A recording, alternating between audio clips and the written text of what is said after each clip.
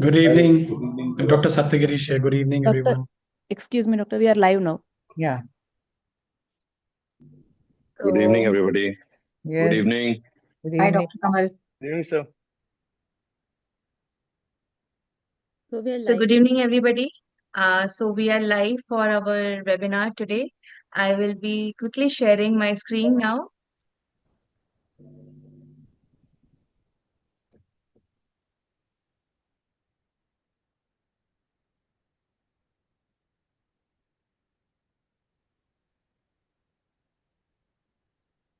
Dr. Santosh shall be joining soon. He has taken his father for a checkup. Yes, sir. Yes, sir. Dr. Sunandini.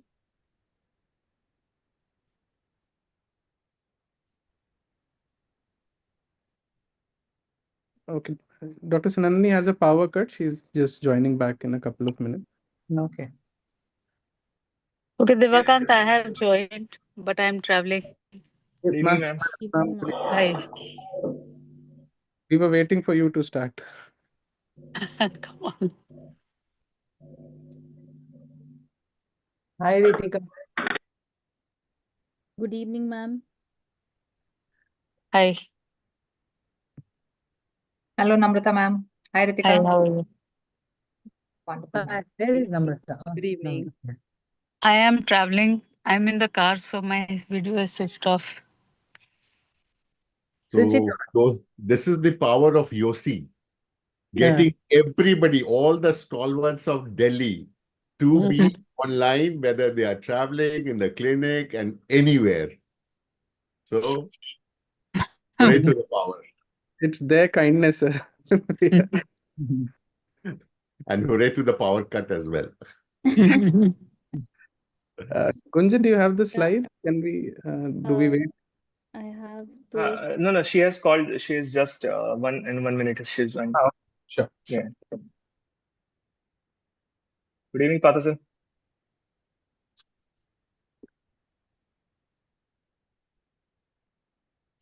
Hi, good evening.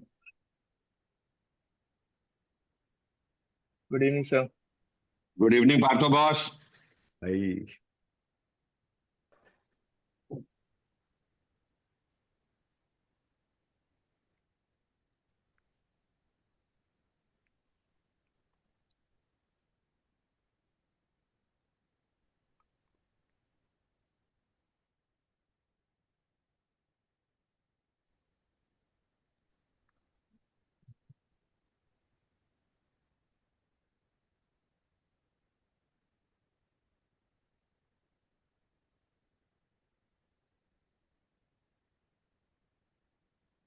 So, Dr. Devakant, Yes. just wanted to have an idea that how did you come up this idea with Dr. Devakant and Dr. Nilesh? How did you come up with this idea of getting an app to get young ophthalmologists on board for Yes. jobs? Thank you so much. In the meanwhile, till Sunandini comes, we'll just discuss this. So, me and Nilesh and the rest of the committee, we were very, discussing various ways of how we can, fill this lacunae that is there. A lot of us, an incident happened with me that an ophthalmologist living right across my hospital didn't know that there is an opening in my hospital, and we were looking here and there for right people to join our hospital. We tried WhatsApp groups, we tried mailers, we also developed a segment on the website, but somehow that was not clicking with our members. Then we thought that the app probably would be the right way forward, as it gives notifications and you can keep updating and adding stuff. And if there's so many apps these days, that is one of the challenge, but it happened to be a very relevant segment. We were thinking about a general app where we can have all the things that UC has on one place. So we thought this is the best thing to start with in terms of jobs and fellowships. So that's how it came into being. Nilesh, your views, and Sunandini is also there. A minute. Yeah, Dr. Sundari is here, and whatever we are discussing, I think that is in my presentation. So I'll hold on to it. Sunandini, over to you. Yeah. Yes, sir.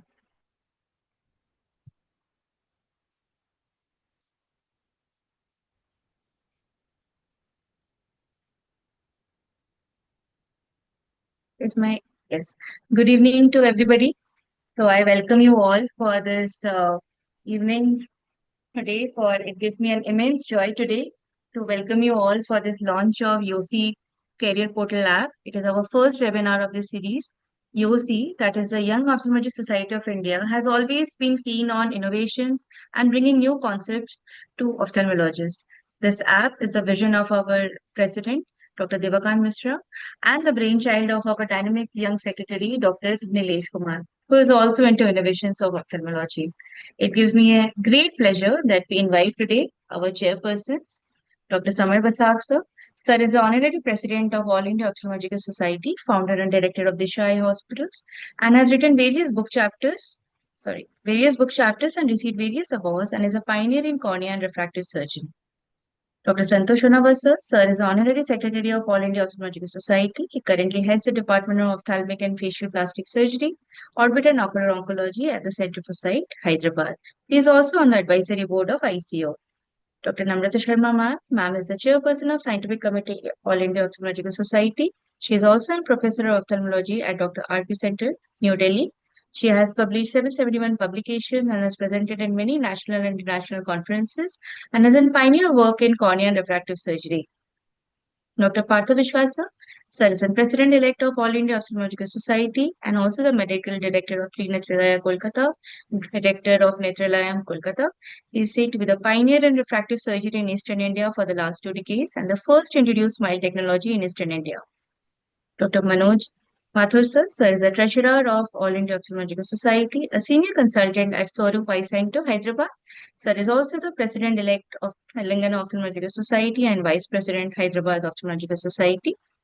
Dr. Digvijay Singh sir. Sir is the past President of Young Ophthalmology Society of India, Director of Noble Eye Care Gurgaon.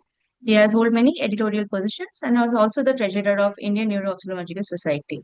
I also welcome our President, Dr. Devakant Mishra, sir. Sir is an director of Swarnajyoti Eye Hospital and heads the retina services at Swarnajyoti Eye Hospital, Lucknow, and is a recipient of various national and international ophthalmic awards. And Dr. Nilesh Kumar. He is the Secretary of Young Ophthalmology Society of India, Medical Director at Madhvi Netralaya, ARA, and is the Executive Editor of iQuest. I also welcome our esteemed speakers and panels, Dr. Chitra Ramamurthy ma'am from the Eye Foundation Group of Eye Hospitals India, Dr. Dipender Singh from the IQ Group of Eye Hospitals India, Dr. Kamal Bandhu Kapoor sir from the Sharpside Group of Eye Hospitals India, Dr. Pratyush Ranjan sir from ASG Group of Eye Hospitals India, Dr. Ritika Sachdev ma'am from Center for Sight Group of Eye Hospitals India, Dr. Saptagirish Rambatla sir from Shankara Eye Hospitals India, Mr. Sudhir VS from Maxi Vision Group of Eye Hospitals India, and Dr. Vandana Jain from Dr. Agarwal Group of Eye Hospitals India.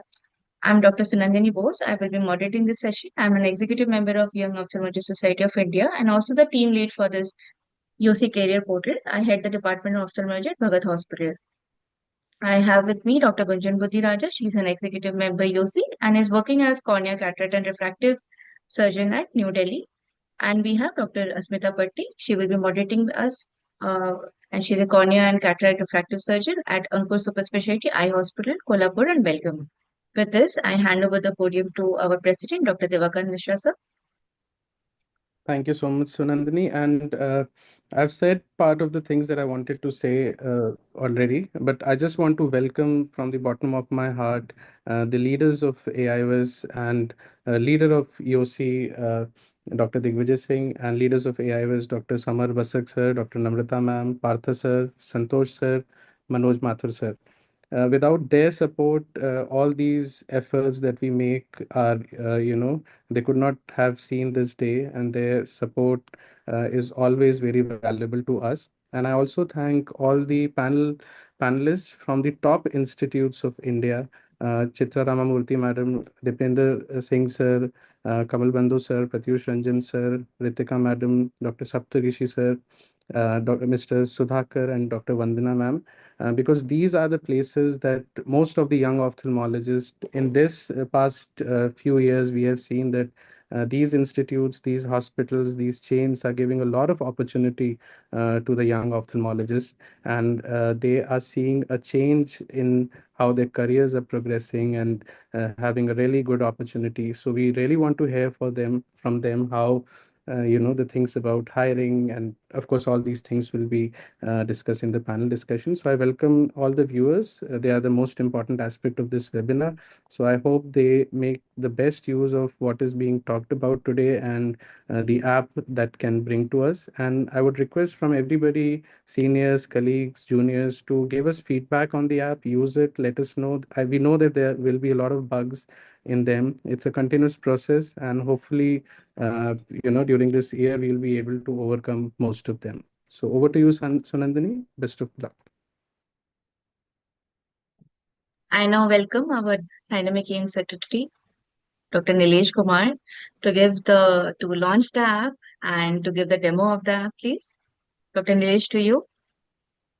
Thank you so much, ma'am. And I will be sharing my screen. And in between only, I'll ask for the chairperson for their permission to app the launch. So this is the story of YOSI Career Portal, how it started, and it is presented by me, but it is a teamwork. There's Dr. Sunandini, Dr. Asmita, Dr. Gunjan, Mr. Ravi, who is the lead app developer, me, and Dr. Devakan Mishra.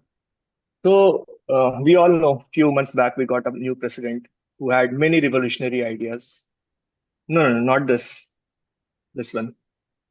So he had some great ideas, and one of those ideas, he had so many ideas that he couldn't get it done by himself. So what he does is he calls his minions to a meeting, and he tells, "These are the ideas. Go and play." So one of the ideas that he had was the biggest pain point for everyone. Everyone was looking for fellows and consultants, but were not finding.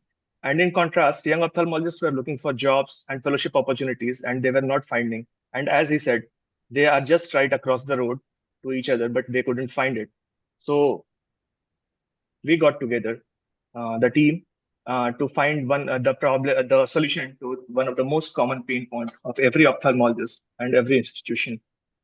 So there were many ideas, as you told, were discussed. The first one was of Google Form and Google Sheet, and me and Dr. Smita, I think we worked on Google Doc and Google Slides also, and website also. But the problem was the idea had to outlive our tenure. It should not be like in our 2 years of tenure, it is working because we are working for it, and after 2 years, it just becomes an orphan project. Because in the world of job opportunities and fellowship opening, where it is always getting updated, we can't just sit and update it once and get it done with. So we wanted a idea that was autonomous, could be self-dependent, and it was process-driven rather than being a people-driven idea. So that how the tech entered.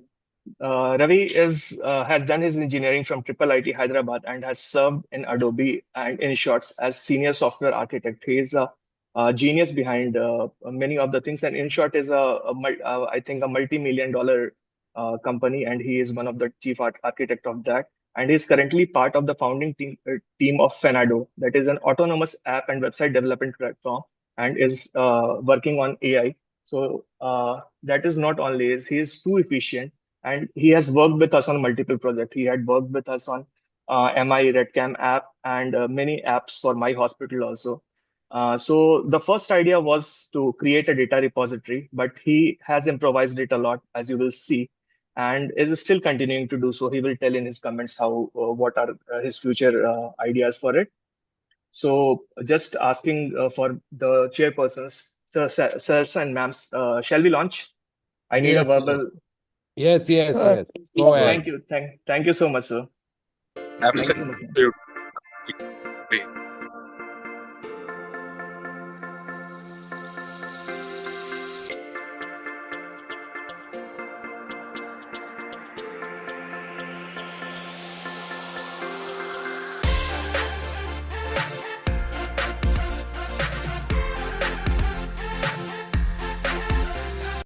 So this is still in beta testing mode, as Dr. Devakan Mishra has told, and we are already having around 150 users, and there are a couple, I think 7, 8 job listings and 5 fellowship listings, and many institutions have already found fellows and consultants from our app. So this is how the app works. Small introduction.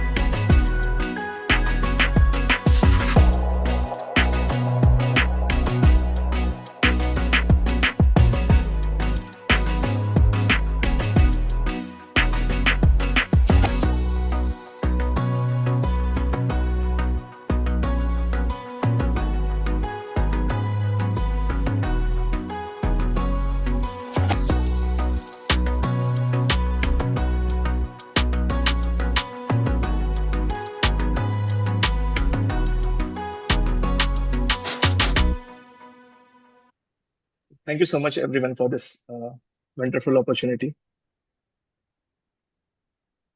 Wonderful. Thank Wonderful. you. Thank you, ma'am. Very good, I think. Thank you, But sir. I'm sure that all of us have a lot of questions to ask you. So Yes, you sir. are going to be the one to answer, or Devakant? Sir, as a team, sir, we'll take As a team. Okay. Nilesh is the boss in this project, sir. Okay. Yeah, so pertinent questions, I'm sure the treasurer will ask his financial questions, Yes, and sir. our previous chairperson, ARC, is going to ask research questions. Do you have a research column in the portal itself? But what I would like to ask is very basic questions, and I must ask forgiveness because if they are too basic, but that's for my understanding and my learning. So the first thing is, say, uh, a new person who has just passed his fellowship and wants to get into the app. So the first thing is, how does he apply and what does he do? And before he uploads his profile and makes it visible, number one. Number two is, would your app also give an idea to make a profile strong, and so that it is something of value to any hospital or any institution that would be looking to hire him? Is there a test mode? Is there a small column in which an app can be, the app gives him an opportunity to redo his profile and to post it? And then from the other side of the table, so somebody is wanting to hire him. So how does he go on to him and get him shortlisted in, say, 10 profiles that are good? Yes, sir. So, sir, answering the first question, we are not having any provision right now in the app to tell them how to build their CV. But the team YOSI Career Portal is ChatGPT. planning a series of webinars that will be on YouTube, and we will tell them. That's why we are looking in the next discussion also, sir. We have questions which are like what the institutes are looking for in a fellow and in a person who is seeking jobs. So what skills they want, and similar, we will on that line we will have a series of webinar that will be posted, and links will be there for that. And right now also, sir, they can go back and edit their the Perfect. CV and update it as and when they get more experience, they can just keep updating it. So, and there is an option of available for shortlisting or not available for shortlisting. If they are choosing available for shortlisting, a small button will come below their profile, and if any institute is seeing that profile, they want to shortlist the candidate, they can just click on that. And so it is something like when there is match, only the contact details are shared. So if some institute chooses the candidate for themselves, and the candidate also wishes that he wants to join that institute, so both are saying yes, then only the contact information gets shared with each other. So But that's how we are not there is not any spam that will be there through this app. it's like Tinder for ophthalmology, sir. So the Yeah, other like thing is the confidentiality of the process. So I, as a fellow who is wanting to join a particular hospital, would want it to be very confidential. I don't want to share it with my colleagues. I don't want to show that I've not been selected. So provisions to have a confidentiality in the app process. Yes, sir. We'll take a note of that, sir. How to we will try to find out a way. I think Sir Ravi is next. He will be briefing, and he's taking notes right now to like how he is going to improve on this app. And I think he will be able to implement this confidentiality thing, sir. Manoj, are you not wanting to ask the financial issues? Yeah, the financial issues basically here in this situation may be secondary. They have got a very good friend developing an app for them. And yes, Nilesh, did you get any sponsorship for this app? Sir, right now we have approached a couple of companies, but what they want is the data of all the ophthalmologists that are listed, and we don't want to share that. So that is the only hindrance. So we are looking for some unconditional grant, and we would be grateful because all the AIOS leadership is there. They can help us get this unconditional grant because we all we get is conditional grant. The moment you come out with sharing the data, then you need to declare if there will be more. We can integrate this app with the iOS. I think you can submit a proposal. You can submit a proposal if required. Like we can certainly consider whatever best we can collaborate from iOS side. It shall be our endeavor to help you. Probably you can incorporate our OCAT system in your app also. That Yes, will sir. be a good thing. Like once the post graduation is completed, once a young ophthalmologist in the field, what next for him? So OCAT is a good thing that we have introduced. We have Empower modules, and you can provide the One AIOS link on your app also. If youngsters are interested, they can approach the One AIOS channel. Look out for all the videos. You are doing many seminars and webinars. You're very, like I have been a permanent panelist on your medical legal webinars. Yes, sir. So we have done more than 27 or 28, I think, as of now. All the links can be provided. It will be a good resource and knowledge material on the site. And it can certainly be developed to our wishes, and we can certainly collaborate.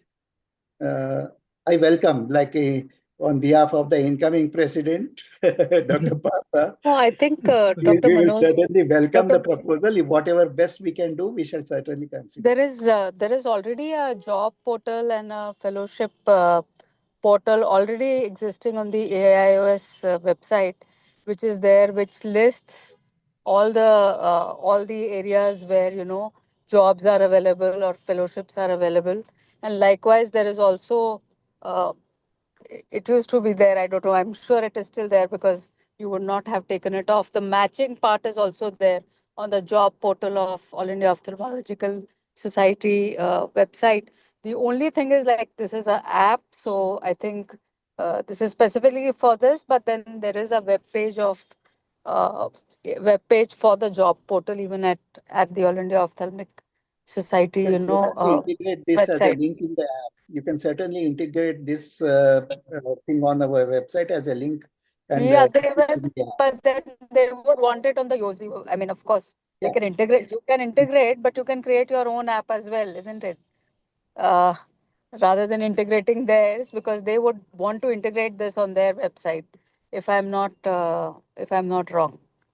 Ma'am, this app can actually have multiple databases at backend. So it can come through AIOS, it can come through YOSI web page also, and it can all show on this app. And certainly, as Sir is telling, ma'am, we are AIOS baby. So we would love to have that guidance and support. So probably Dr. Devakant sir will take a lead and discuss the details further how to get this done. Can we take some comment from Dr. Vandana ma'am because ma'am had to leave somewhere? Vandana ma'am? Hi, everybody. Good evening. First of all, I think it's a great initiative, Nilesh and Dr. Divyakant. I think this kind of an app was much needed. And I think the way you guys are proceeding about making sure of this kind of an app will really help. I think it will help the PGs, it will help organizations like ours. Now, good thing is there are lots of chains which are looking to hire good ophthalmologists, and we always have challenges so in fact, one of the questions that I was asked is that what kind of challenges we face in sourcing good ophthalmologists. And I think this app will really help us. So, just to also answer that question, one of the biggest challenges that we face in sourcing ophthalmologists is when we are opening our hospitals in more remote locations.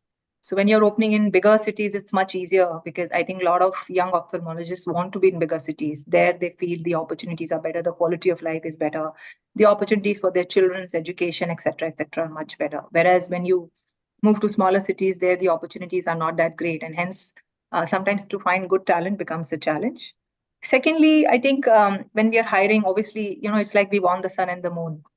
right? And we are looking for ophthalmologists, young doctors who are good in surgical and clinical skills, but also good in communication. And very often we find doctors who are good surgically and clinically, but not very good in communication. And oftentimes we have doctors who are very good in communication, but not necessarily very good in surgery and clinically. And to find the right balance always becomes a challenge when it comes to sourcing, the ophthalmologist to hire for, especially for more sort of a leadership positions where we are looking for doctors who can like lead a branch and be the main ophthalmologists in those centers. And we are always open to hiring doctors who still do not have, let's say, the clinical skill and surgical skill to A+ level, but a decent enough level, and then we can train them. And since we have our own training, center, we can actually train our ophthalmologists and get them to that A+ level. But for us, getting all of these things for smaller cities is always a little bit of a challenge. Would love to hear comments from the other people from the other group, what kind of challenges they face when it comes to sourcing.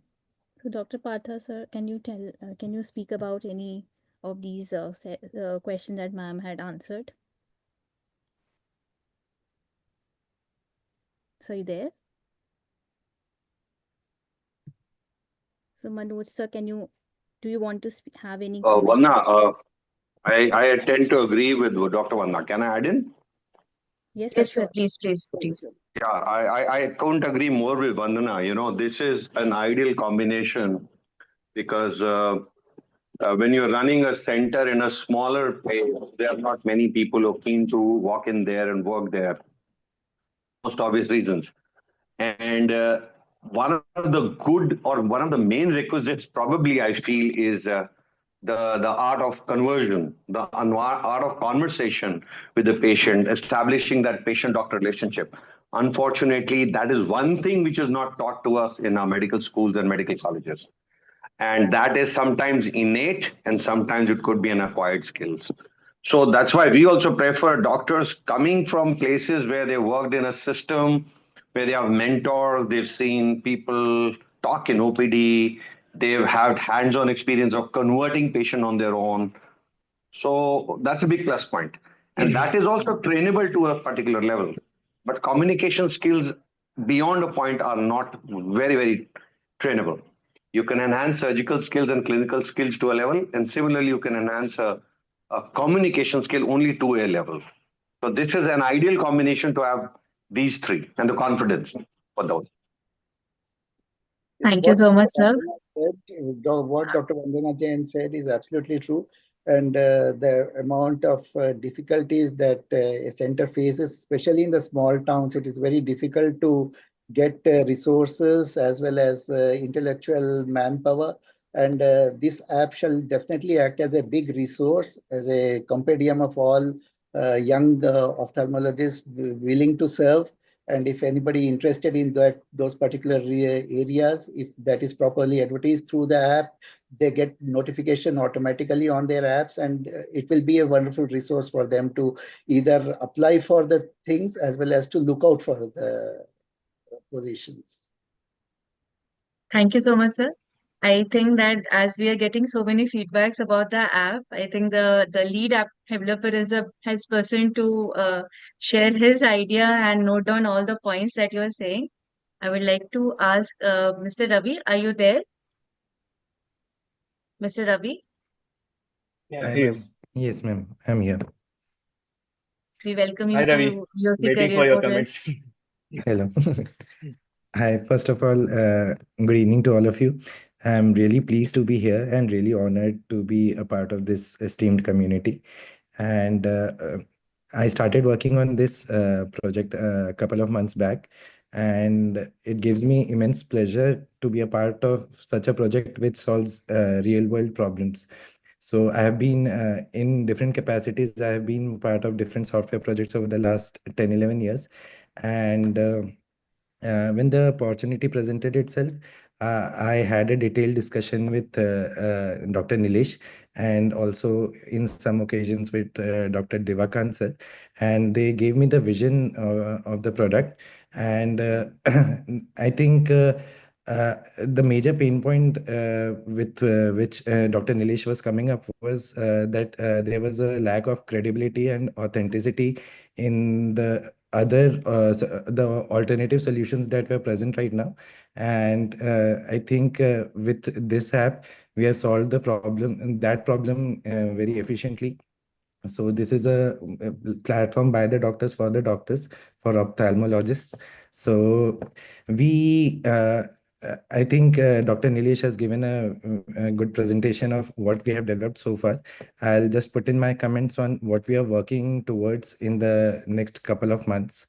So our first goal is to also launch the app for iOS.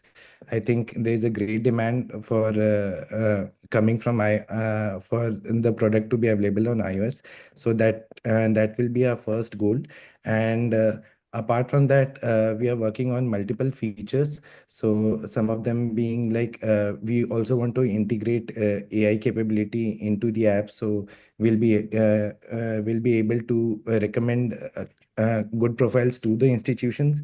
And also when the job listing appears which matches your expectations, we should be able to identify that and notify the user. And we will also provide advanced filtering options for the hospitals to be able to, once the database grows. Currently we have I think around 7 8 job listings, but once the database grows, we will start giving those features, start rolling out those features where we have advanced filtering options. And then multi-center support, we also want to support those organizations which have multiple centers, and they can manage the job postings and fellowship postings at multiple centers from the same profile. And then we also want to introduce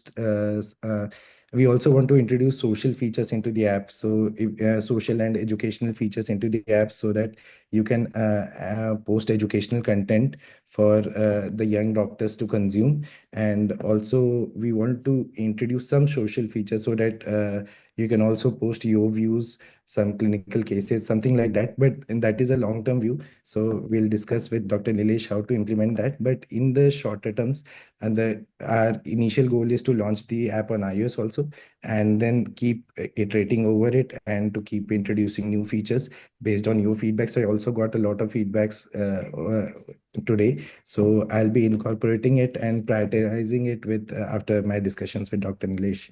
And I've been very pleased with my association so far, and I hope that this association continues for a long time, and I keep delivering features and products that solves real world problems for you.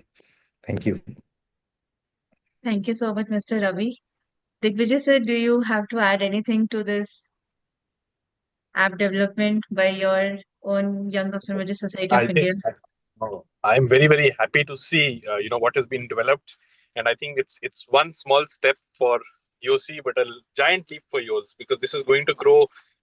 I can see it. It was something in the pipeline, something that we always had in mind, when it came down to having this kind of an app. But definitely, this is something that Devakant and Nilesh and all of you have been able to bring to light. So wonderful. And of course, there will be bugs. I just want all the YOs to be patient, but ultimately this is going to become a very strong tool for all of us. So I would just like to appraise, sir, the entire audience, that this is a soft launch, and I would like to have all the AIS dignitaries be with us at the YOSICon on 5 to 7 September. Probably we are going to have this the final version of this app and the Android, the Apple version, the iOS version, and with all the advanced capabilities to be launched at YOSICon. So right now I am extending invitation on behalf of YOSI and Dr. Devakant Mishra to all the AIS dignitaries to be there and support us. Soft invitation. Sure. So, and sir, Ravi forgot, actually, he is also working on one or two features because he is too much into AI, and he is working on few AI development platform. So what he is also working on is the app to have an AI feature where when you click apply, the AI automatically drafts an email based on your profile and the hospital that you are applying for. So you don't have to draft an email, because actually everybody was telling they might have a skill, but they don't have a communication skill to portray themselves. So AI probably can help at that place to draft an email and give an a good first impression. Thank you, Dr. Nilesh. I will like to ask Dipender Singh sir a few questions that we have prepared for sir. Dipender sir. Dipender sir. Am I audible? Yes, sir is here. Yes, yes, sir. Sir, so I'd like to welcome you today to this YOSI Career Portal app launch, and I have some questions for you, sir. So, what do you think, sir, that are the key skills beyond clinical expertise that makes a candidate stand out? Yeah, I think it's a very good and relevant question. And first of all, I congratulate your entire team.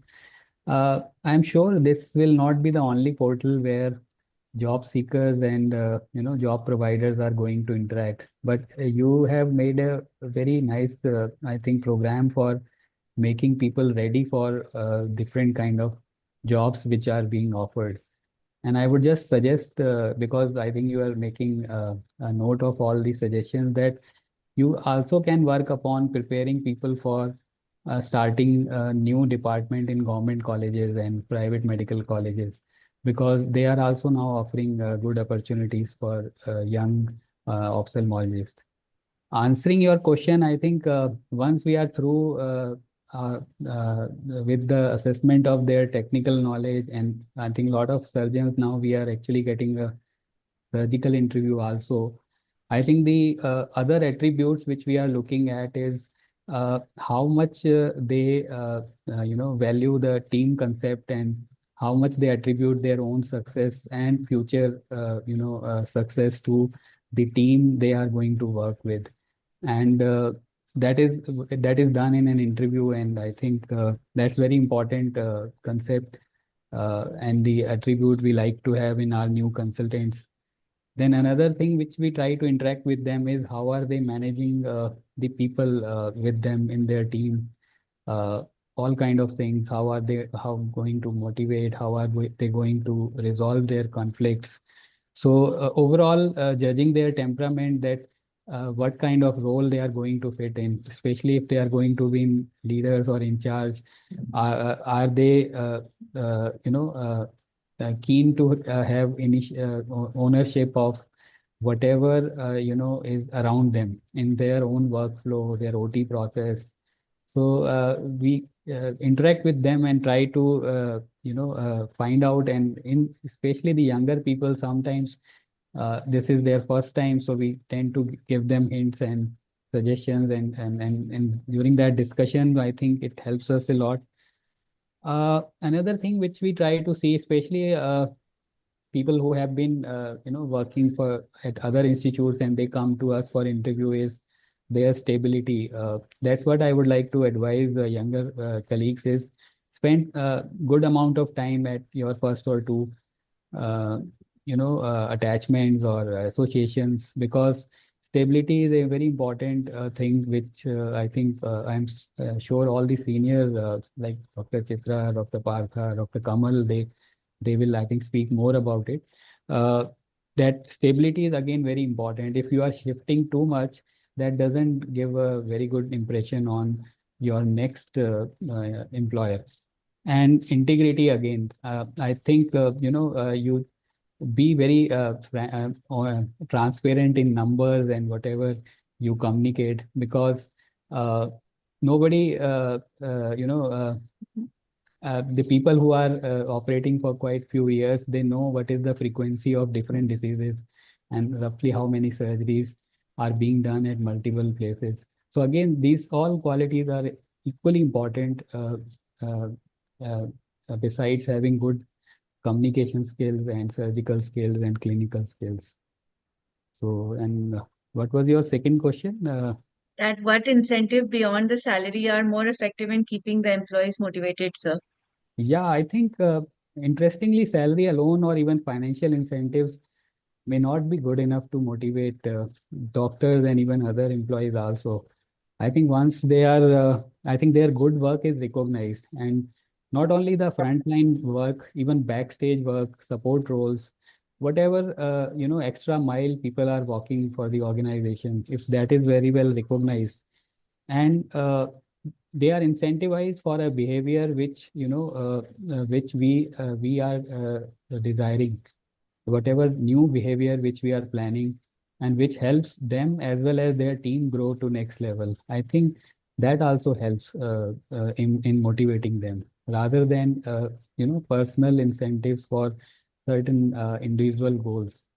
So that is how we try to do, and I think overall it works very well. And I think sometimes in one line, if I have to summarize, it's higher expectations with very deep and rich support. That works very well in motivating employees. You need to have reasonably high expectations, but then you need to provide a very deep and rich support. You have to stand beside them. Right. Thank you so much, sir, for sharing this insight with us. I would like to request Namrata ma'am to share her insights about this topic, that how do you think a candidate stands out in front of employer, ma'am? Namrata ma'am. Namrata ma'am, are you there, ma'am? I think she's logged out. Okay, so we can take Saptagiri sir's comment on this question also, that how do sir think that a candidate stands out in front of an employer? Saptagiri sir? Hi, Pradhani. Am I audible? Yes, sir, you are. Good evening, Hi. sir. Good evening to one and all. And yeah, wonderful initiative from Nilesh and team and Devakant. Wonderful initiative. It's wonderful to see an app that you connect, because you have much faster connect to an app rather than through the website. And with people moving around with the phones and others, it's much more convenient than to open a laptop or a tab to connect. Very good. And yeah, you were asking about whether, how do employees view their candidates who are actually involved in research and conferences. See, what happens is, I talk about our organization as to how we view candidates, and I'm not sure about others, so I'll give my perspective on that. Now, when I'm looking at a candidate for a position and I see that they've got a lot of visibility in conferences and research, they already have a head start, because their face is familiar, the name is standing out, so I know them. So I already have an idea of what I can expect out of the candidate, and I can actually, it's already tailor made for me, so it gives an advantage.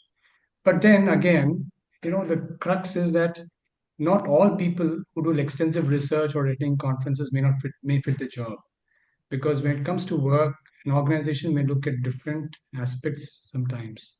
Like we're looking at extensive work, and maybe research may not happen all the time. There'll be times when you'll have a lot of time for research, when the clinical work may take a backbench.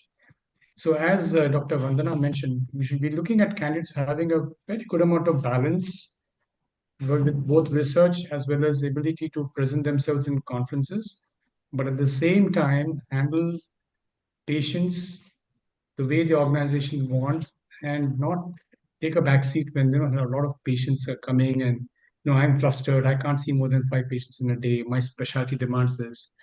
So that tantrums will not work in an organization. That's what we look at.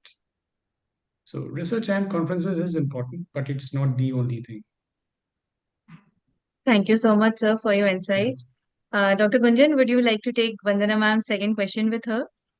Vandana ma'am, so how can a candidate do a comprehensive job as a clinician while still being in a super specialty eye hospital? Any views about it, ma'am?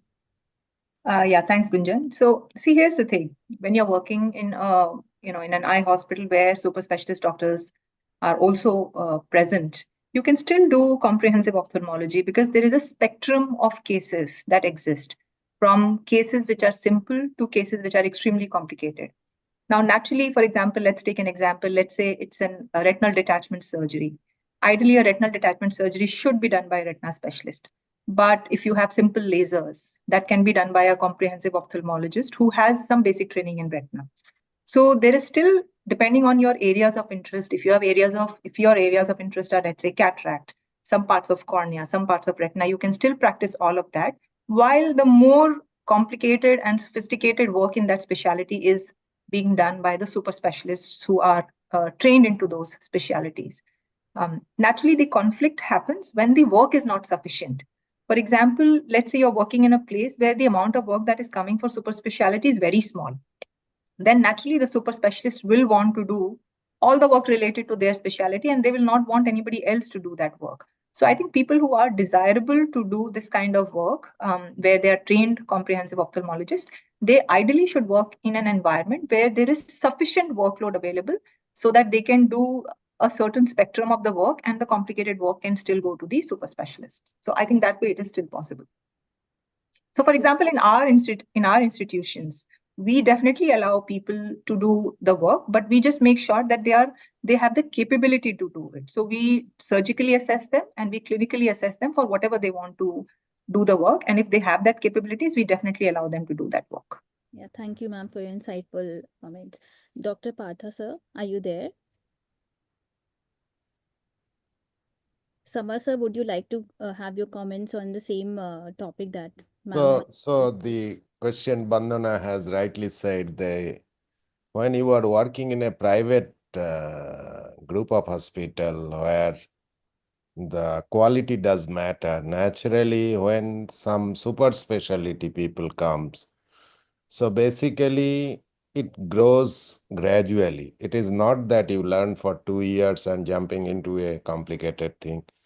So it goes, we in our hospital, we usually nurture them to go to the next level. At the same time, we allow them, because comprehensive is everything. Super specialty may be 10% of your total population. Comprehensive meet it encompasses everything. So even the follow-up of super specialty will be your responsibility. I mean, younger. Still people do not want to go them, then we have to take care. We gradually try to transport them.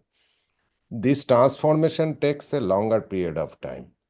So if someone is doing fellowship under you and you are absorbing him or her, then the job is much easier. That is what we used to practice in some of the super specialty clinic. Like under my fellowship, 25, 30 people has done fellowship. I have absorbed at least 12 of them in our different, they are doing all kind of work, including the cornea thing. And we have taken license in a different parts like this. So that is one thing. But what I want to, I was listening all the conversation. I mean, it is my perception, maybe I am wrong. The attitude has changed of the junior ophthalmologist. We are still hiring people and we are not getting people. Every day there are a lot of application. I used to sort them, see their CV, then I used to talk to them, then face-to-face interview. This is the standard of hiring a people. So, but what I have understood, like if you take 2010 to 2018-19 and post-COVID, whatever may be the reason, the attitude has dramatically changed over, because last 5 years, whatever we have hired, their attitude is totally different. It cannot be matched like 15 to 20. I mean, early 20s before COVID. So what has happened, they are giving options like, I want to work for 4 hours only, 6 days. Like our work is very, very lucrative, like you work for 9 to 5 only, rest is yours time, but still they do not work. They are, I want for, and they also, on the other hand, they don't want money also. There is a group of people, they don't want money also. So I want this amount, 4 hours, 6 days a week. Will I get this amount? So what will you do next? So I'll do my work, my hobbies, whatever. So this is, I do not know, Ritika might have same experience. So that is one thing we are getting. That's why getting people for, say, in suburb, we have a lot of branches in suburb. It is very difficult. We try to find out from different directories of like we only works in Bengal. So we get the directory. We also teaches in different medical colleges, RIOs, and we have different interaction. We actually give them opportunity to one-to-one sit. You please come and join with us. 1:1 we discuss. And from there we picked up one or two. And we give them little bit of adjustment, training, 3 months, 6 months, then absorb for that particular region where he actually stays. So it is a win-win situation for him and for us also.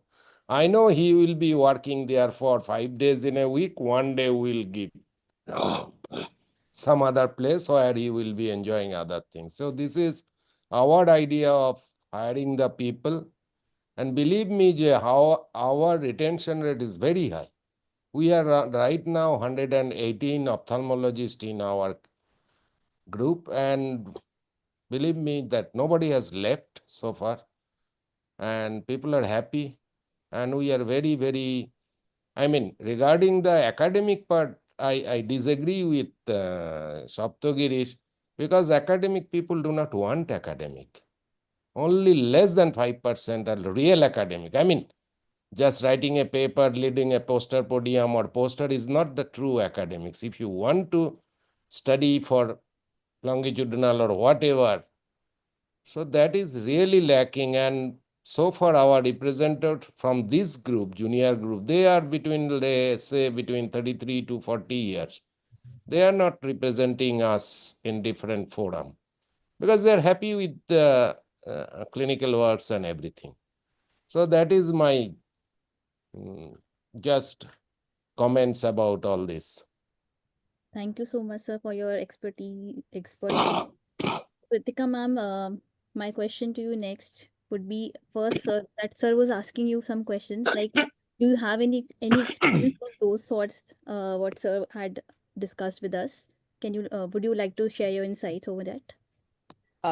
Yes. Firstly, congratulations to Yosi. I just penned down one suggestion that came to my mind. So, Naukri.com, when they started, it was technology. But actually, if you read their story, they had the largest sales force to kind of get the maximum listings, because it's not the technology of AIOS or YOSI that makes it useful. It's where you find people, right? So I would urge each of you, though this is the first step, wherever the people find each other, that app would obviously be the leading app, right? So you should, partner with various societies or younger groups or government institutions, or say institutions that have fellows, to make sure that you get the listing. And that would be the success mantra. And I'm sure that all the people looking for the right talent will be able to, support you with a success fee. So just don't let go with the technology. It's only the first step. Just getting the maximum collection of people, I think, would be the winning bet. As regards what sir was saying, I don't want to start a debate like the L&T, but I think definitely work ethic is changing, right? And I may have a particular school of thought. In fact, once my husband has work life. So in fact, I told him, your work life balance na bimari hai. Tumhe hai, mujhe nahi hai. But it's to each their own, right? So as institutions, the beauty is you can accommodate diversity. So Right. what we do is that we, for example, tell people that, Delhi is a difficult commute, for example. Work 3 days a week. So instead of hiring, one, we are hiring two. We have a simple method of proration, wherein if you prorate your days, you prorate your hours, automatically you can adjust the salary. We also have temporary prorations, particularly for family responsibilities, dealing with an ailing parent, a young child, board exams, right? So we do offer all these possibilities because it allows us to accommodate people, and everybody goes through phases in their life. But that said, definitely we have to accommodate for this diversity going forward, and we as an organization are happy to do so. But then you should also understand that this flexibility will come at the cost of financial remuneration or letting go of opportunities within the organization. So you cannot ask for everything as long as that mental balance is there, which we transparently share, right?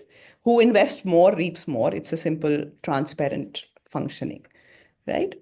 So that's pretty much my take on what So, Sir was so saying. Ritika, that is a nice thing. So we have several posts that 4 hours in a day for 5 weeks, fine.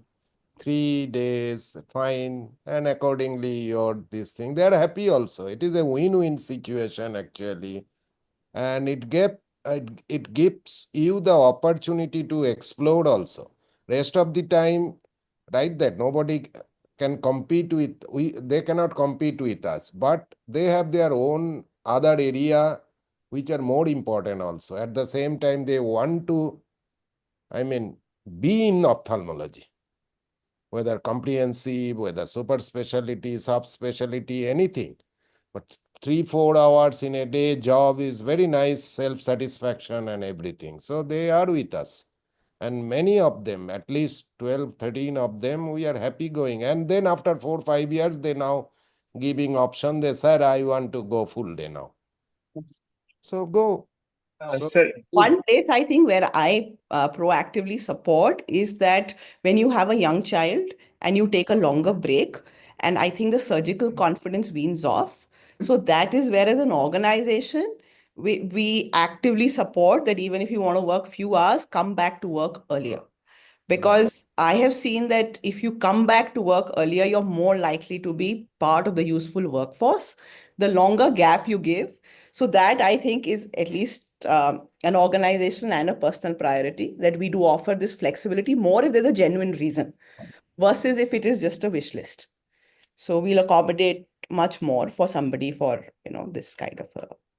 right. thank you, ma'am. Just I would like to interrupt. Manoj sir has to leave, sir. Just your last comments before you leave. So then we move on with discussion. It's a So, wonderful resource that YOSI has created. We can certainly build up upon this, and whatever resources that are they available at the level of AIOS in our website and all, links can be interlinked in your app, and we can work up beyond our resources. And if any help is required from AIOS, the OBSC can certainly consider.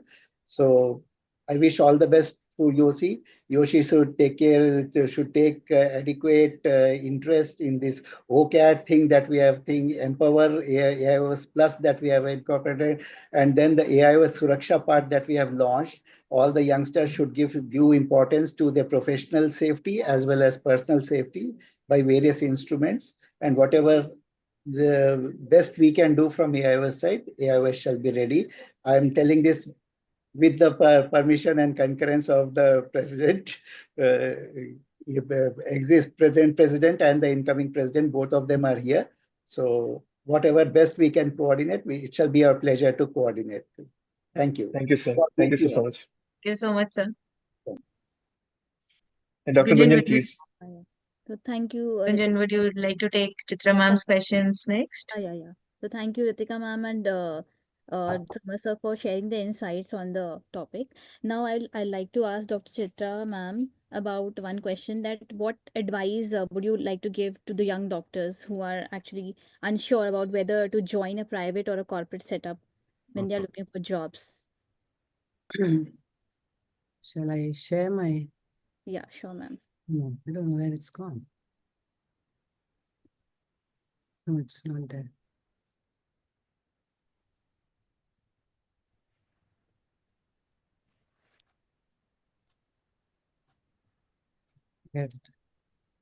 I had put it down nicely, but somehow I don't know why I'm not getting it.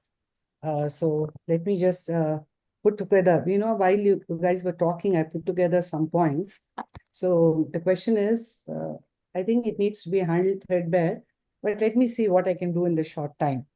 See, we all know that private practice nowadays is, any practice for that matter, has become very infrastructure intensive. And a challenge is, it's not just the clinic space, it's the basic instruments with which you want to start. Patient awareness is also very high. And in fact, the expectations are also very high for the patients because of the social media hype and their apparent thought that they know a lot. So the investments which are now needed is far greater than what we faced, Ramurthy and I faced 2.5, 3 decades back. So my story, what take you can get from it is, we kept on adapting to the changes which came on and kept on growing, and we had to work really hard. So, but that is just not enough today. The capital costs are increasing. Yes, the youngsters think that the opportunities are more there in the Tier 1 and Tier 2 cities. But I think if you're looking at private practice, a small town would be a better scenario because there are fewer players. You might be the third or the fourth person playing there, and you could probably settle down faster.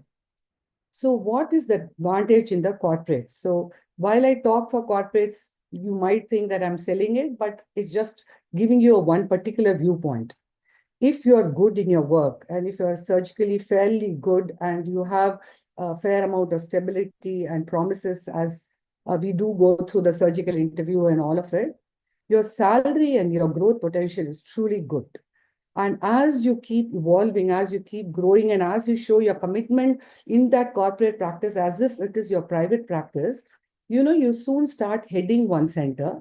And sometimes you even start doing parts in a cluster of branches.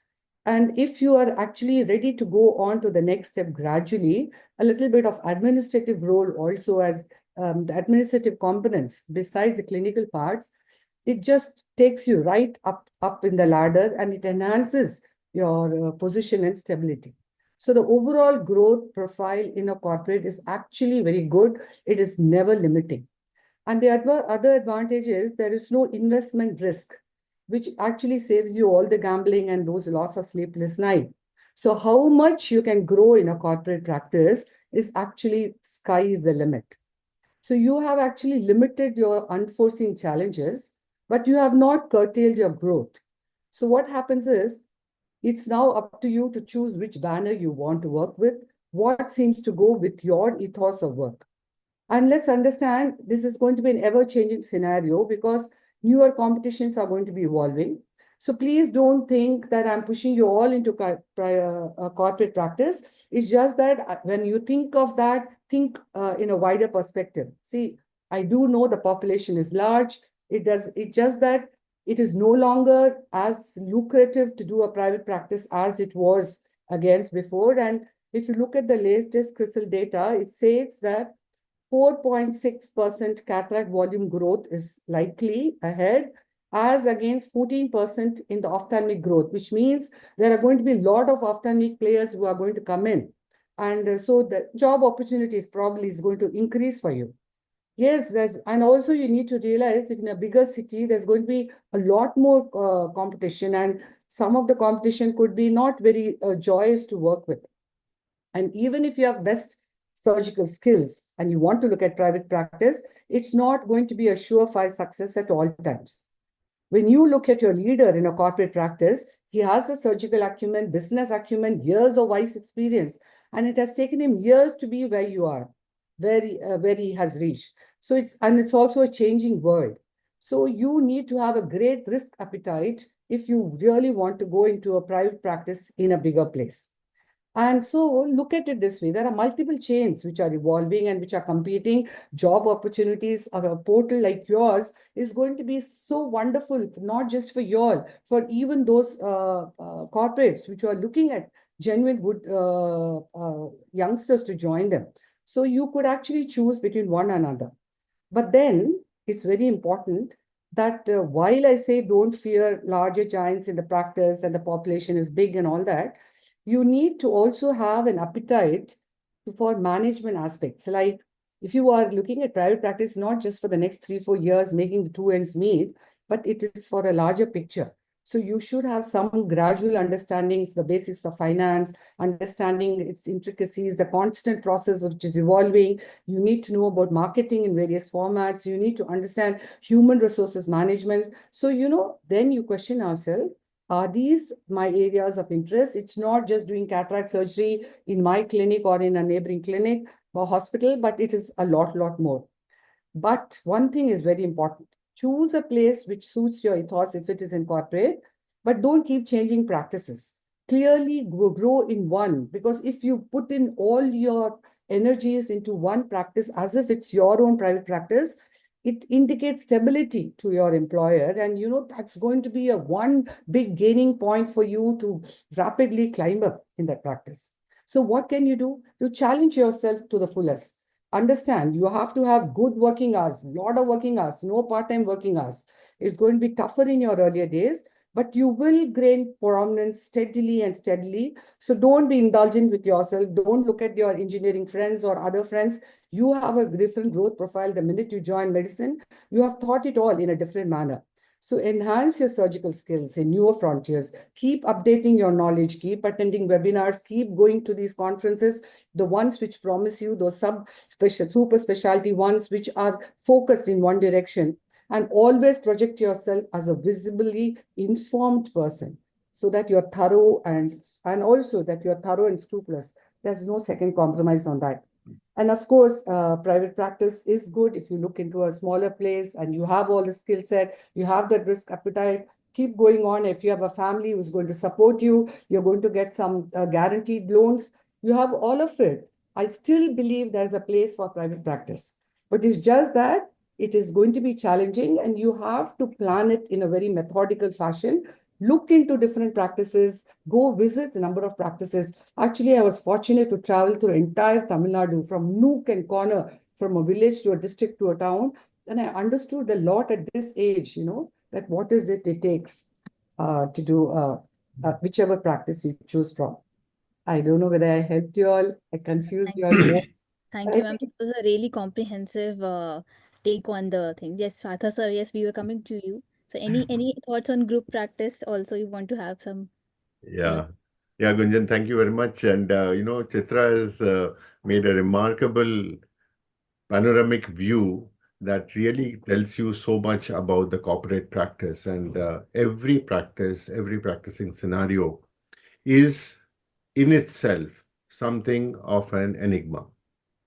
So it is you who is important, and it is you how you actually settle yourself. You think about your future and what you want to be, you have to determine at this stage itself.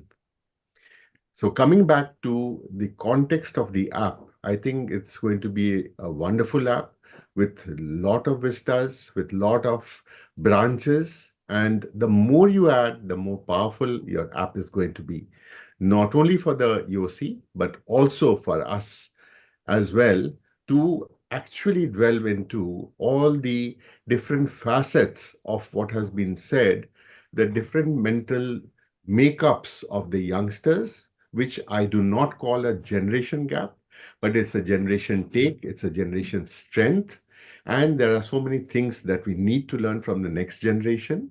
We are not the best. We need to learn from each other. And it's going to be a very, very appropriate way of bridging the gap between the generations, and it's connecting the dots. So everything has been well summed up. It has come into a conclusion, but a beginning with this app of yours. And I think the more you build up upon it, the better it is going to be. So congratulations and all the best. We are all there for you. Manoj has already said that AIOS is there for you. And however you want to integrate it with the AIOS, we are there. I would like to take leave now. I have another meeting to attend, if it's all fine with you. Thank you, sir, for your kind comments. And Thank you so much, sir, for being here today.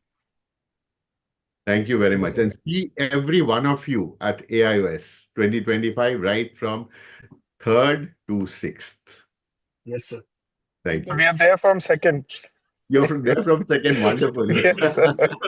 Me too. Yeah, Some thank of you. those 3 papers are there on the first day itself. Yes, thank you very much. So, bye and good night. Thank you, sir. Good night, sir. So, Nandini, I'll be ready to join in 2 minutes. Could you all take my second question also, so So, that yeah, I can please, leave?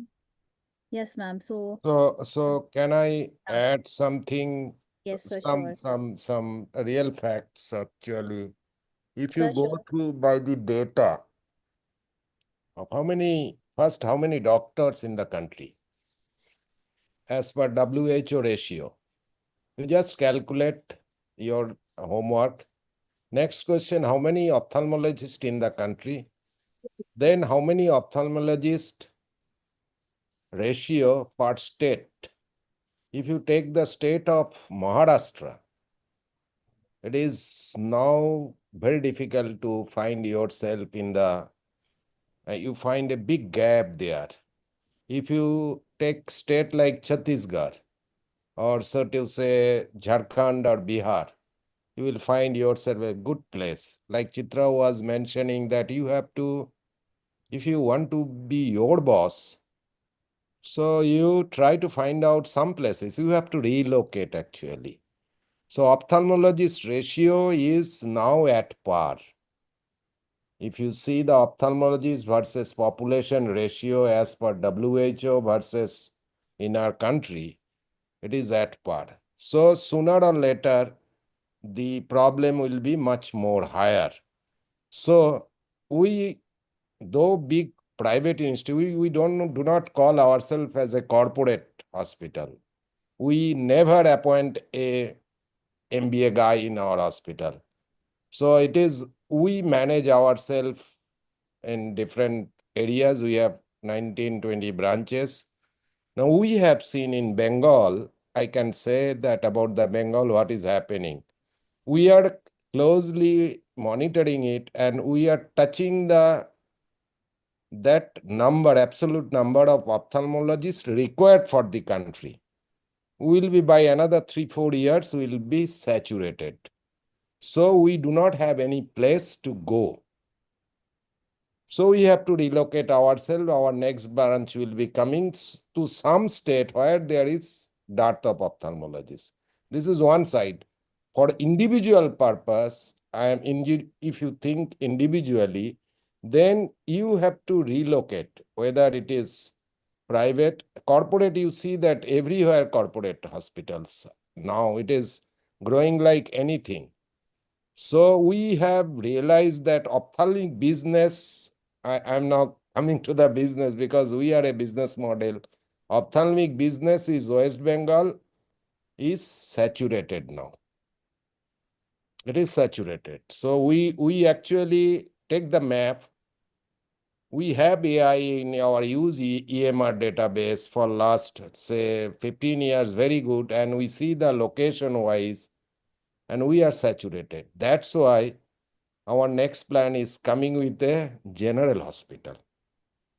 So we are coming up with a Disha multi-specialty hospital in Kolkata, which will be inaugurated in month of May or June. It will be 650 hospital. It is a huge project because we have seen then ophthalmology, Chitra might differ with me, because the cataract ratio is not same in Tamil Nadu versus West Bengal. The cataract is our only bread and butter. It is not, the ratio is not the same. It is 1/3 of Tamil Nadu. We have calculated long time back. Similarly, in other state, it is, the ratio might be different. If you see the cataract blindness or cataract prevalence in your state, it might be completely different. Tamil Nadu somehow has more cataract than other states. Similarly, if you go to the northeast region, there the cataract is very minimal. So their work scope is, whatever we think, we always think of cataract first, then refractive and medical retina, if you think about business. So we have explored everything. We have thought that this area of, Kamal is there. He has also a lot of branches in different part. And he knows also that it is not the same game in every state. It is a different game. Even the practice is different. Then you have to see that state GDP. What is the GDP of that state?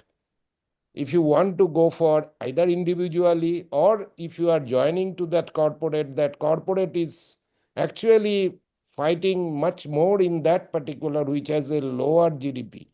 So this is the whole scenario. So you have to think of in totality and then jump into the which area you will choose. Either you will want to that way, suburb is the best place to start. I know one guy in Bengal, he does tremendous, alone, solo practitioner, suburb, not even district town, it is a sub-divisional town. He does 6,000 cataract per year. Okay.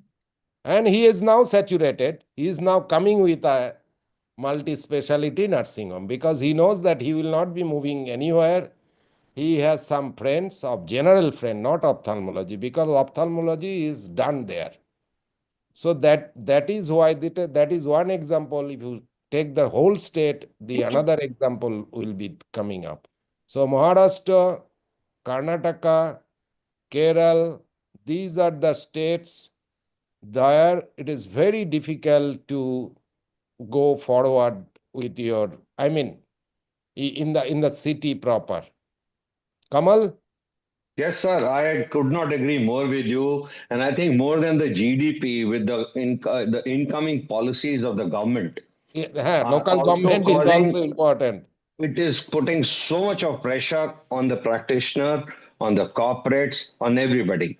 A few of our centers in JMK, they are covered 100% by the Golden Card. So even if a person comes in a Mercedes, he only wants to pay 7,000 rupees, which is also not paid by him.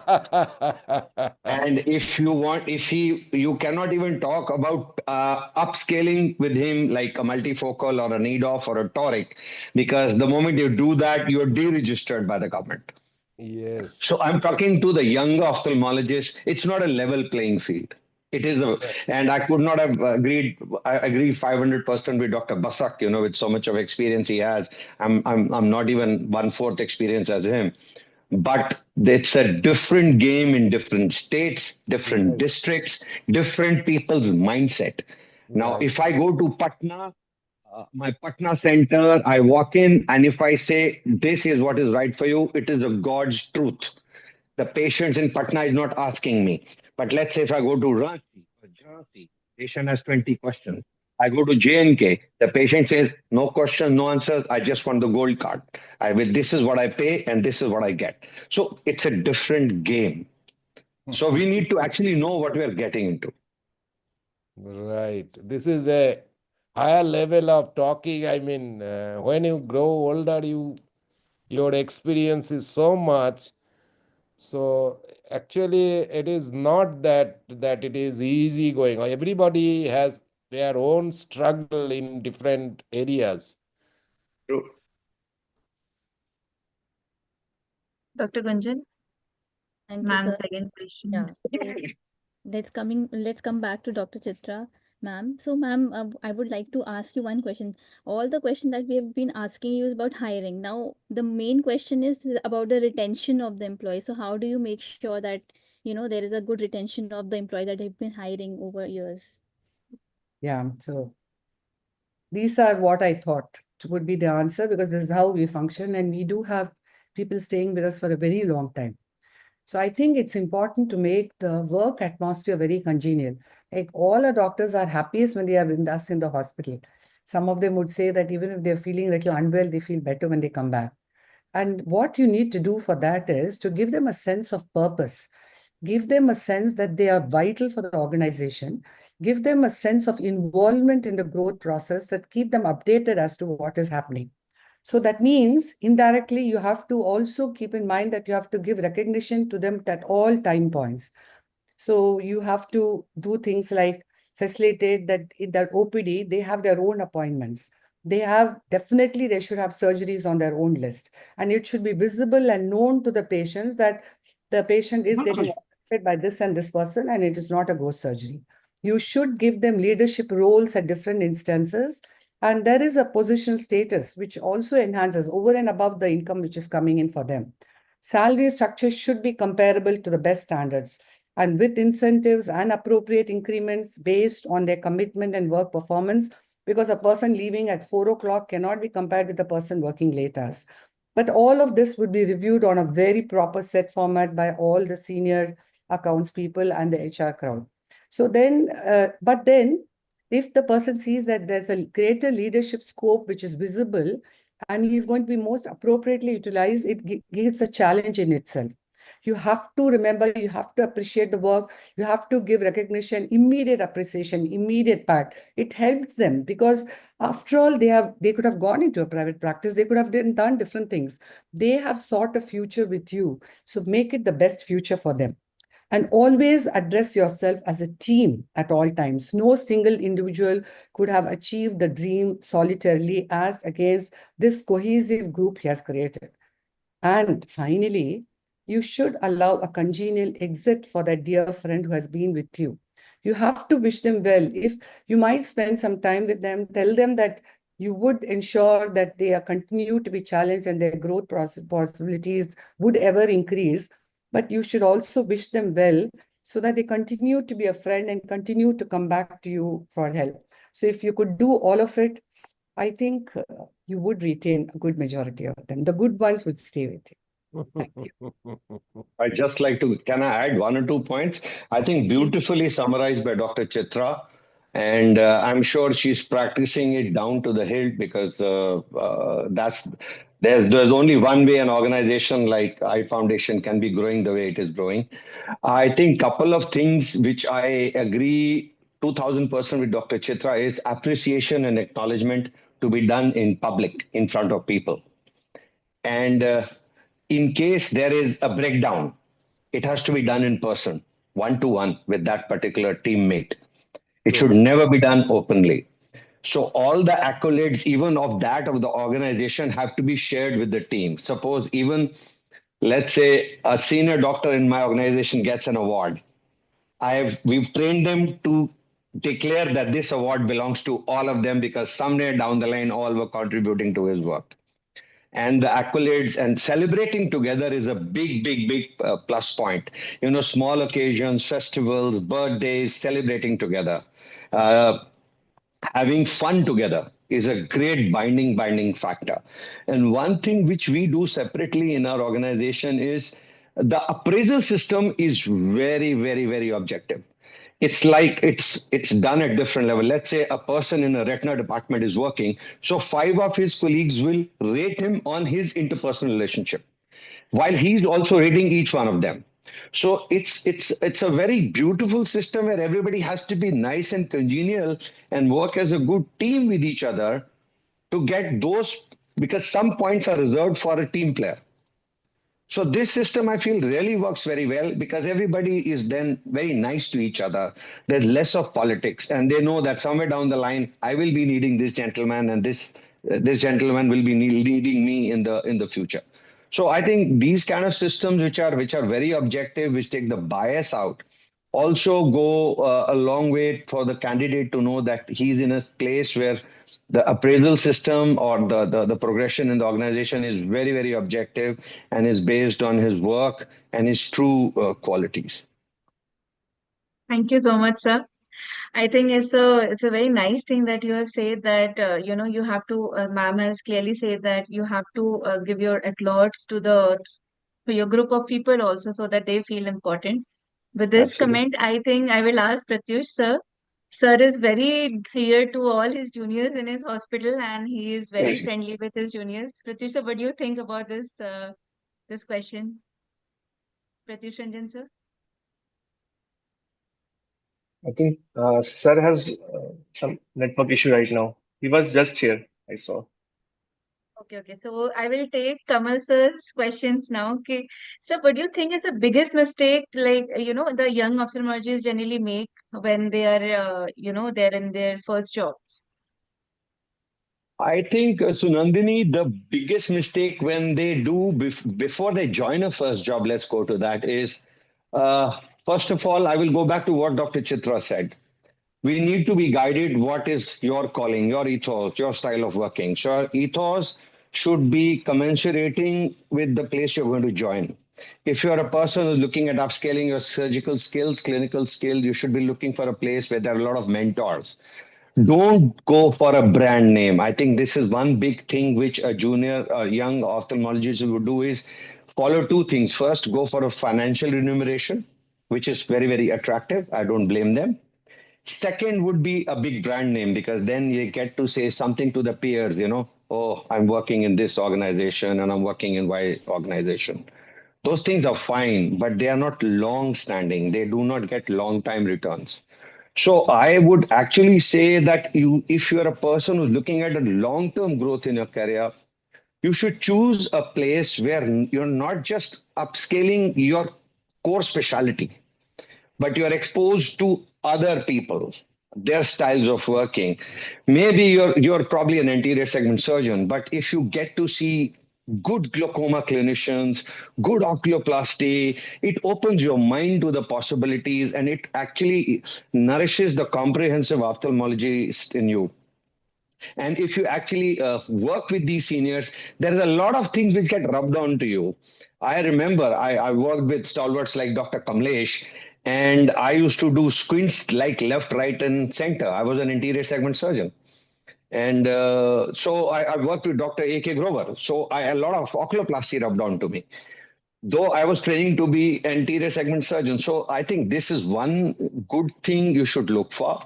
Number two is, do not join an organization being overambitious, which means if an organization demands more out of you, then you sincerely feel that you will be able to deliver, because that will be a big setback to you. You made the wrong choice. Suppose you join an organization and you do not have a taste for admin or HR, and that organization does require some of that skill set, and you agree to do that, and you walk the line and you cannot do that. So that's walking into a trap, and that is a system and a design which is designed to fail. So go with something which is your calling. Go with something in an area which you want to upscale, but also upscale other areas. Now, I would say for any practitioner, you should join an organization which gives you a holistic growth, uh, good conversational skills, good team players. Also exposes you to, like what I do in my organization. I expose them to marketing. I expose them to social media. I expose them to business, profit and loss, EBITDA, cost of goods, management of HR. So they get a posting in the HR department, they get a posting in the finance department. So whenever they are free, they say, okay, once a week, 2 hours I spend with the finance people. So we depute two people in the finance to tell them how is the cost, how is the ROI calculated, how is the center cost calculated. And some of these colleagues have gone and started their own practices, which I feel so proud. And they call back and thank me that, sir, आपने surgery के अलावा हमको business भी सिखाया. So I think ऐसा organization, अगर if your calling is to go and do practice out there in the market, join an organization which gives you these kind of opportunities. Second mistake is the document they sign when they join. Most of us in our first job are not very, very sound in reading these legal documents. And we end up in excitement. If we got a dream job, we end up penning down our signature on that sheet. So I would say that take a step back, take the paper home, go through it, have questions, underline questions, call the HR, ask them clarification, take clarification on email, and then sign that document. Because sometimes these documents can be very, very nice and they're not nasty, but some of the documents could be kind of leaning more towards the organization. So that is one thing you should be careful for. Number three, don't make a mistake of jumping out of the job very soon, especially your first one. That's why you should take a lot of time studying where you want to join, analyzing, and once you join, stick there for some time. Build up traction, learn the skill sets. Because if even for me it's a red flag if I see a candidate if he's got jumped too many places in period of time. That's a red flag for me. And I would also kind of look at it with a little concern that, okay, what's wrong? Why is this person jumping so many places? And make sure that the place you leave has something great to say about you. Do not leave the previous place on a bad note, because believe me, there is one phone call away a ref check for all of us. So if you are leaving on a bad note from an organization, there it won't take much for somebody to just call anybody in the organization and take a ref check. So these are the small little summary. I think these are very practical points. There's no science in what I said, but these are small technical points which I think we should be very careful when we're joining, especially our first job. That's a dream job. Yes, I completely agree. But as we are talking about exposure, do you think you want to take someone who has international exposure as well and candidate who has international exposure? Well, this is a question, this is a loaded question, but I'll unload it for the audience. Yes and no. I think the reason why the international degree matters more is like maybe for some organizations, like what I was doing, I was internationally present in East Europe and Africa. So in these places, it's very easy to place a doctor who's got these, the UK degrees and all that stuff. And it makes it very easy for us to get the license for them. But since the time I've kind of stopped doing that and I'm just concentrating in the country, personally, for me and my organization, maybe not much strength. But yes, if you ask me in remuneration grid, we have an Excel sheet. If there's a person who has an international degree, he has a little bit of extra points on the remuneration. But if you actually think, I feel why international degrees are probably favored is because of the thorough application of the theoretical knowledge these international degree holders are insisted upon to have. Some institutions in our country, not all, are just focusing on theoretical knowledge and not much of practical application of that. Barring organizations like LVPI, Guru Nanak Eye Center, AIMS, Shankar Netralaya, JIPMER, PGI, and a couple of more. Other candidates, they may have a degree, but you're not very sound about the long-term effectivity of the candidate. But once he carries that tag of having an international degree, you're slightly assured. But in practice, when the rubber hits the road, it's your conversational skills, your clinical and your surgical skill. And most of all, if you're working in an organization or a group, your ability to function as a team player. Finally, these four things will rule. Your FRCS, XRCS, DRCS, BRCS will not work. So having that degree may give you an edge to start with in an organization who wants to place you abroad. But in India, I really don't think organization, if you pass your good surgical interview and you have a good interaction with the HR or the hiring seniors, it doesn't matter. So it's a yes and no, both. Thank you so much, sir. Thank you for all these insights. Dr. Asmita, would you like to take Ritika ma'am's questions? Yes, it's an honor and my pleasure to ask Dr. Ritika ma'am. I'm combining both the questions. So, what qualities do you look for in candidates who have a leadership potential, and what should they, how do they ensure a consistent growth in their career? So I'll take on leadership in two aspects because I feel that they are fundamentally a little different in their requirements. One is a clinical leadership, and one is organizational or management leadership, right? So if actually the cricket match is going on, so a clinical leader is Virat Kohli, a management leader is Dhoni, right? So a clinical leader has to be very invested in an aggressive approach to his own success while not compromising others, right? So you see that in a Tendulkar and a Virat Kohli. It's basically about how good they are, how agile they are about new technologies, taking on newer procedures, constantly being at the forefront of technology, contributing to podium presence, because it is eventually a little bit more about investing in yourself and your skills. So that kind of a clinical leadership is what allows you to be an individual contributor and perhaps the lead surgeon of the center. For organizational leadership, at least my input would be I would want the three altitudes of leadership.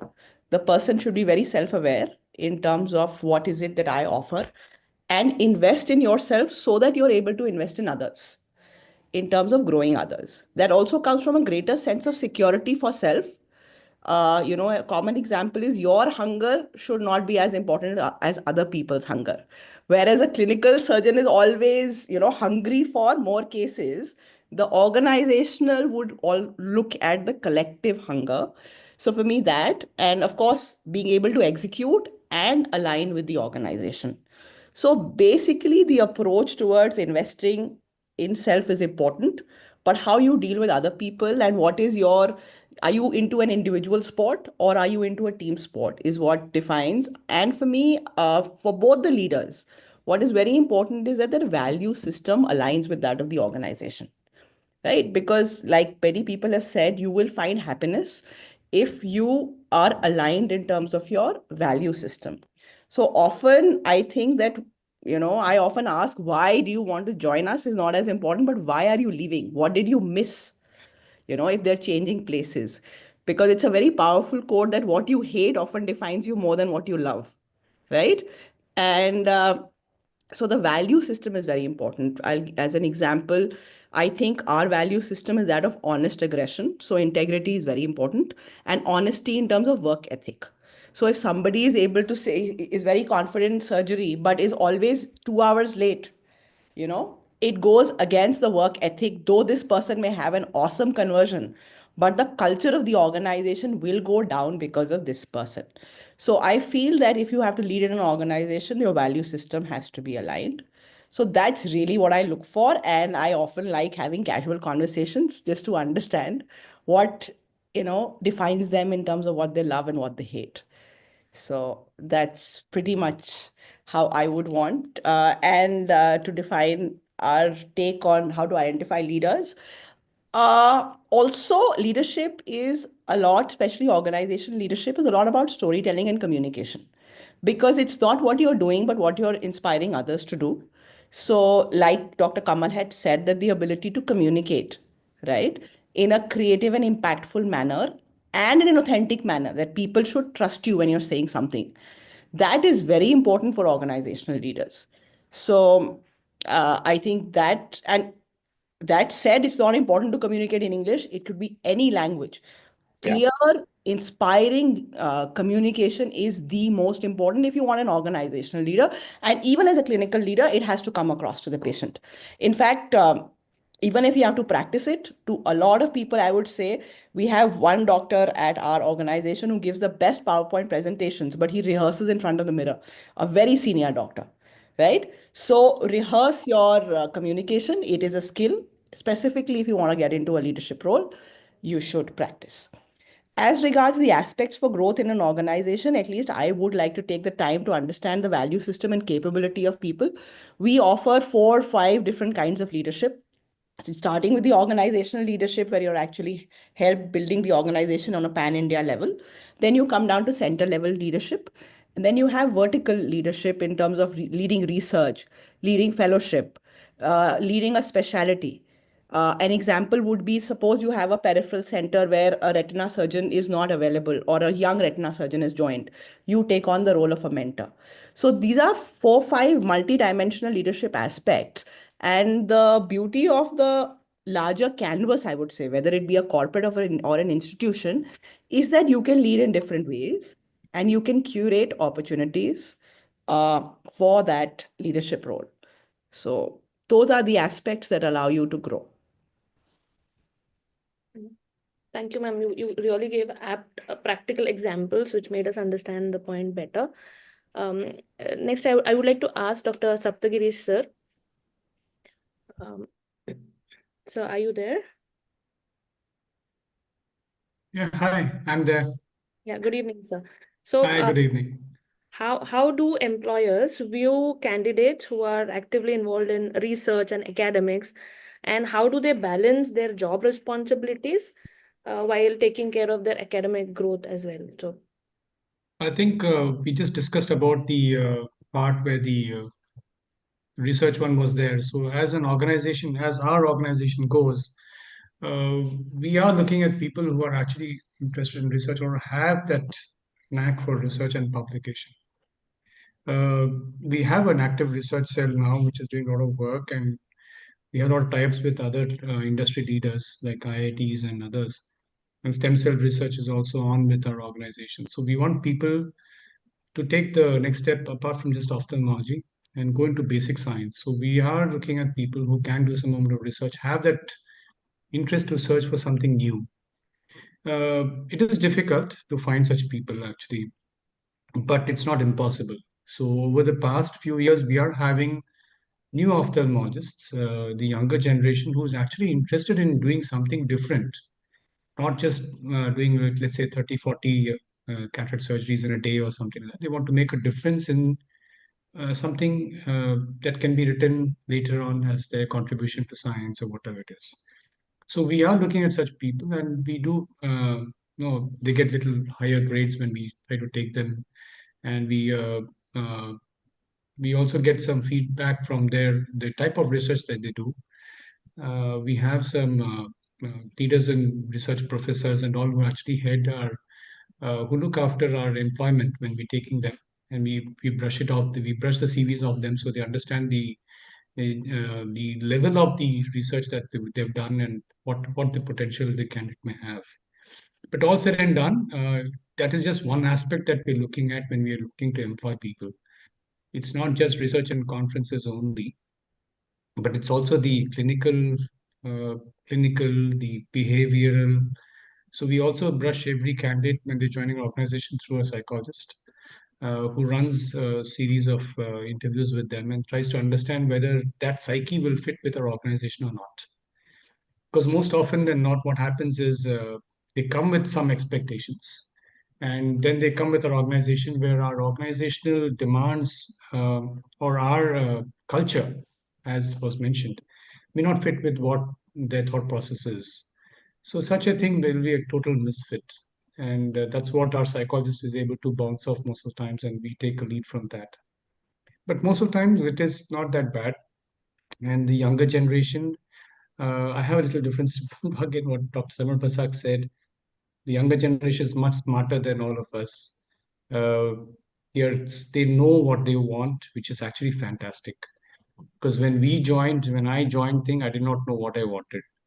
I was totally confused. Once I thought I would want money. Once I thought I would do research. Once I thought I want to get name. Once I thought I want to be on the podium in most of the conferences. I was a confused lot. But now this generation knows what they want. They say they're wanting to work from 9 to 5. They are going to work only from 9 to 5, and they got their personal life sorted, which is actually fantastic. It has to be, things will change, and I think employees are also changing to that aspect. As Dr. Kamal mentioned that, and also Dr. Star mentioned, we have to be like a family. So the younger generation and the elder generation, it's like one big family. So you have elders in the house who will tell you, and you have to listen. But at the same time, if the elder is too pushy, the youngsters will just leave the house and they'll walk out. So you have to understand that fact. It's a wonderful balance, and it's always evolving. It's a continuum. And the second thing you ask him about the balance, right?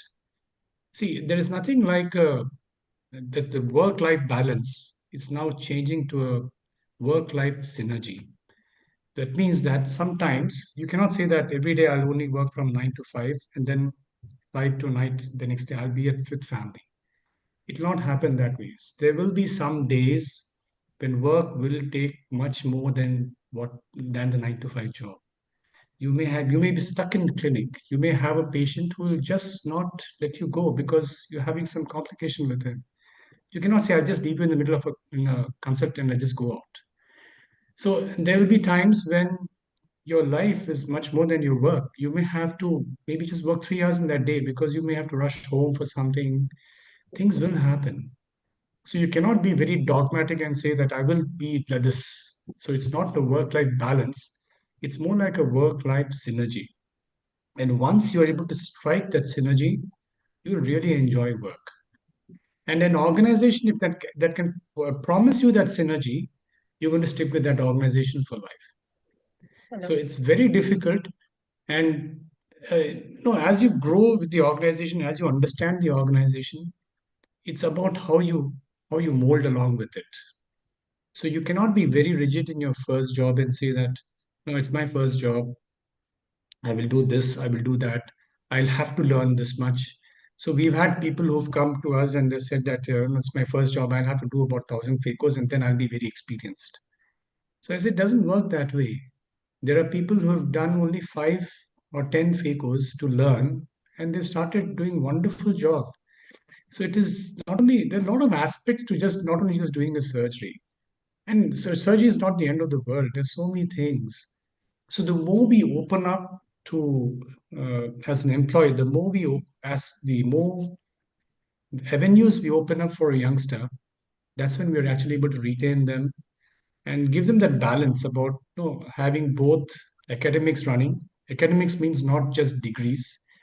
It is your academic, it should be always be aware of what's happening around you and in your specialty, and also be able to portray yourself to the world that you've done that little work.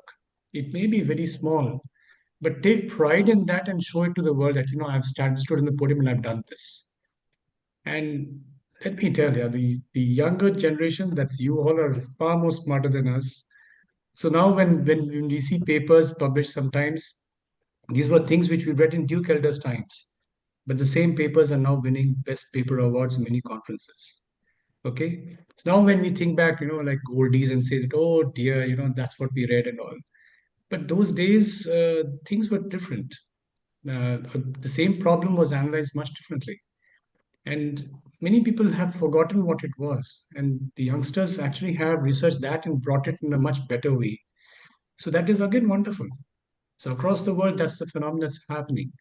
So no, ophthalmology is a very small discipline. So only academics, only clinical work is not the end of it. So you have to have something special about it. So it's a conglomeration of everything: academics, your behavior, your personality, everything. A small bit of everything adds up to what you are, and that's what the employer is looking for. It's very difficult at one interview to find everything. So that's why we have a couple of sessions with everyone that we're taking them. We call them to our organization. They see us, and we give them a surgical interview if they can. And they interact with our research team. They interact with our psychologist. They spend some time with the organization, and if they're comfortable, they stay. Otherwise, they say, okay, maybe we don't fit over there, which is actually absolutely fine. So that's our take. That's my take, and that's the way we work. I hope it answers you. Yes, thank you, sir. So that's like adding colors to the old black and white movies and bringing back. That's what the Yos are doing. Yeah, but that's what people want to watch. You've seen those old movies. I mean, who wants to see a black and white? The same thing in color is now running full house in movies. But it's fine. Times have changed, and we have to change with times. Thank you so much, sir, for your lovely insights on this questions that we have prepared for you.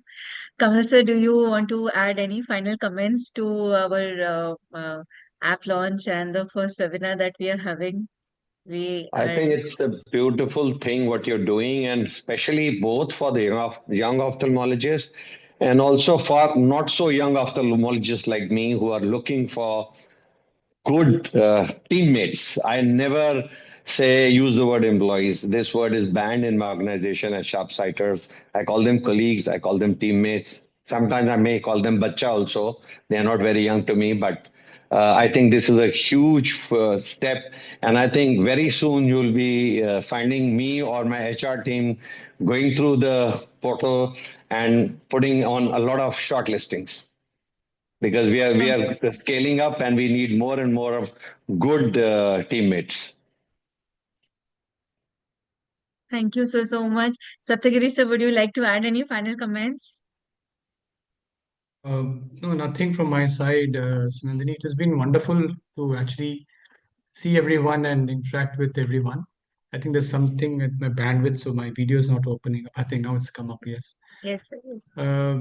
Yeah, I mean, wonderful to hear everybody, all the leaders' insights and inputs. Yeah, but every organization is different. As mentioned earlier, the culture of the organization is different from across the street itself. And the same organization will work differently in different places. There will be small changes in which they will be adapting. And that is what gives, it's like masala. That's what gives fun in whatever practice that you do, whether it's individual practice or whether it's a the corporate which is expanding, or whether it is an organization like us which has gone into many states. So what the way we function in UP and Varanasi is much different from way we function in down south. The population is different, the demands are different, the way the patient wants to be attended is different, which is understandable. You just can't speak. I can't speak Tamil over here and get away in Varanasi. They not understand a word. So adaptability is very, very important in ophthalmology and in practice per se. And I'm sure that your app is, as Dr. Kamal mentioned, it is a wonderful platform for not only young ophthalmologists but also employers. Because if we have one unified, like a LinkedIn for general things, so it makes it much easier.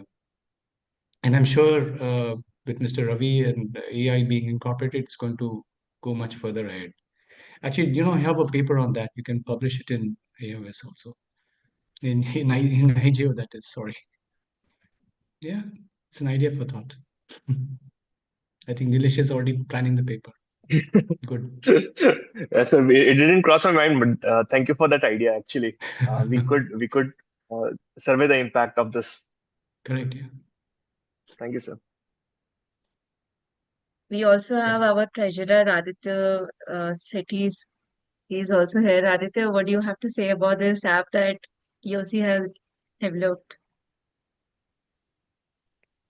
I think it's a lot of team effort, which shouldn't go unnoticed, and everybody's pointed it out. Nilesh has done a great job. Sunandri, you've done a great job, and I think Gunjan and everybody's worked hard towards this portal, and I think it's amazing to see.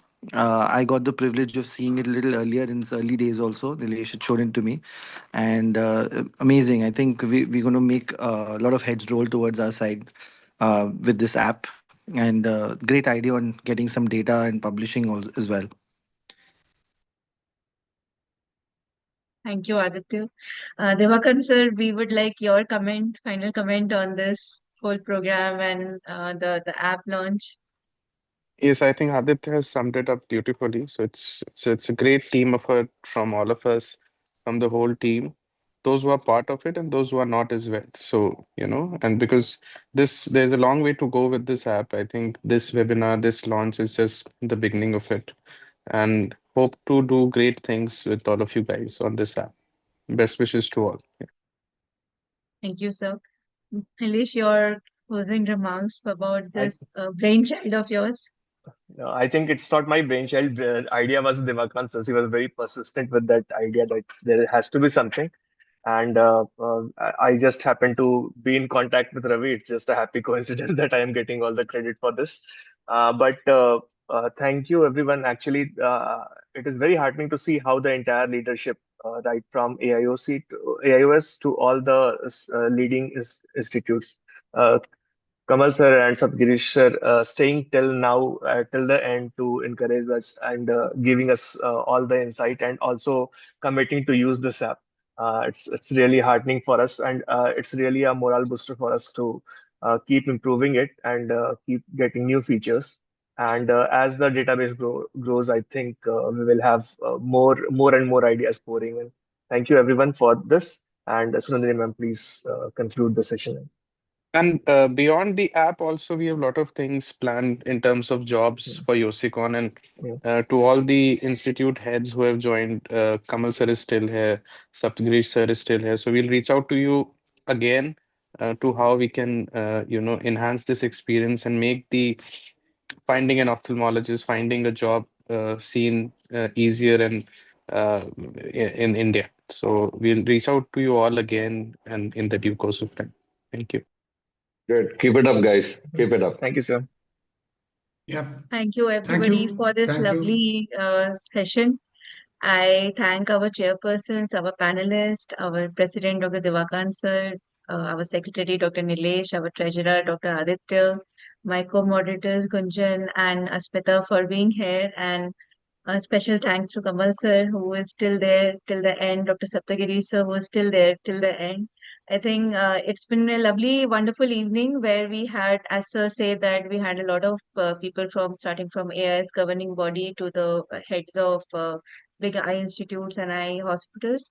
I think this app goes much, much more higher in their journey, and Nilesh and Devakant sir gets all the all the thing that they want from this app. Thank you, everybody. It's been a great evening. Thank you. Thank you and good night. Bye.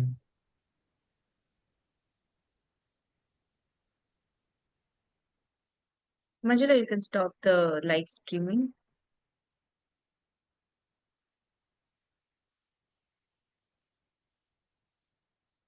One second. Thank you so much, Manjula, for all the help and staying.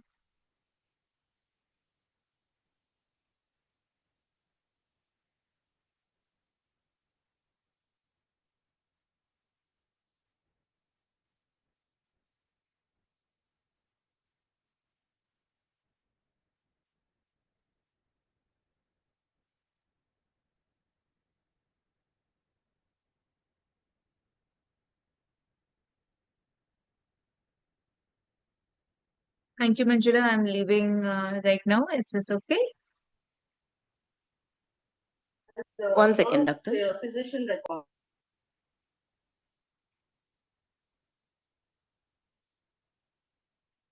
Yes, doctor. Streaming stop. Thank you so much, Manjula, for all the help.